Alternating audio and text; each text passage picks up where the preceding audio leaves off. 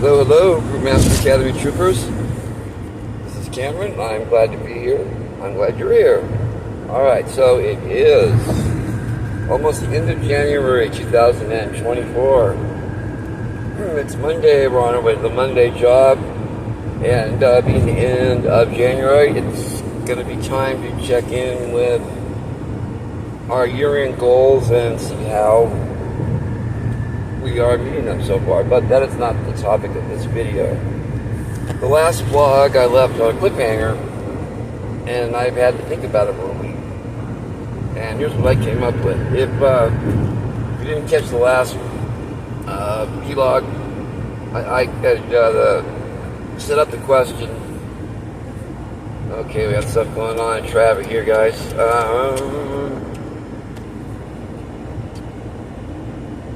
What is the story over here? Sorry, guys. Hang tight for a second.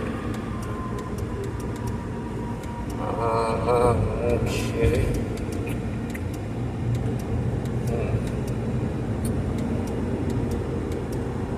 Alright.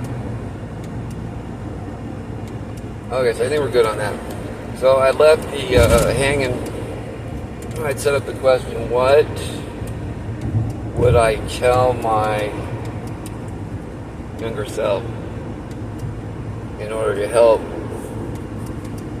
my younger self navigate more effectively through the self-doubt and self-loathing and so forth of my earlier years? And what I came up with was a couple things. That's kind of convoluted, so I hope I can spit this out. I think the first thing I would tell them is don't live in third person. Now, let me explain what that means for a second.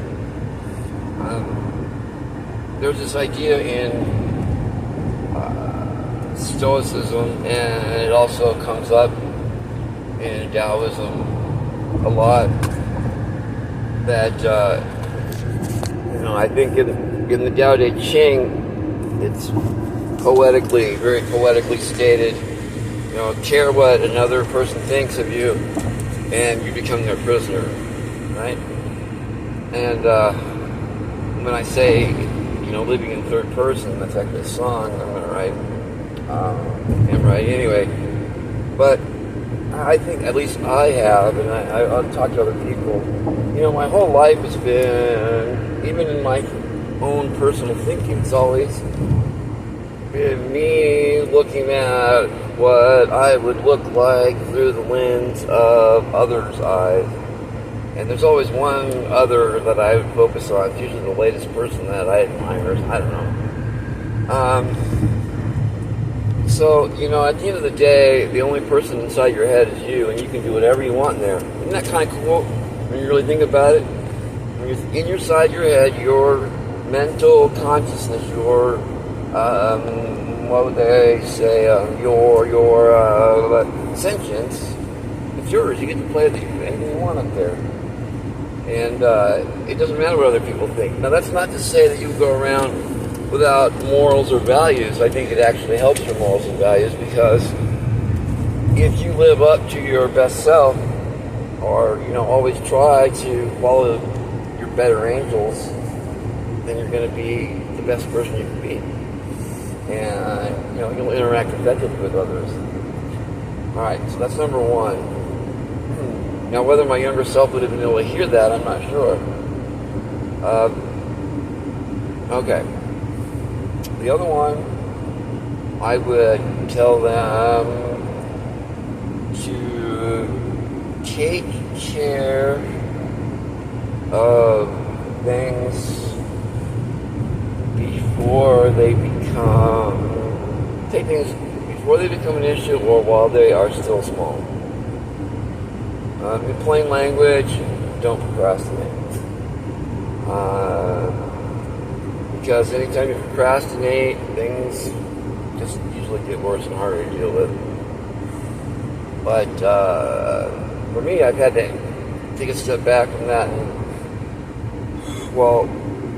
why do I procrastinate? And I think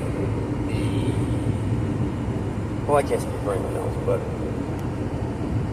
I think the obvious answer, why does one procrastinate?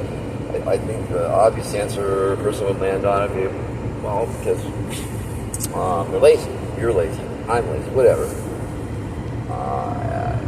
But that's not it. It's fear for me. When I look back and I think about,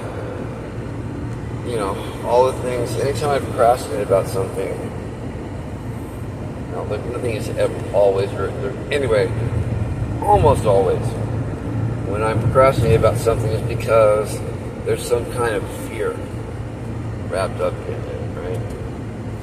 So, okay. So that was my rambling thoughts. Maybe they'll come more clear, but I hope it helped.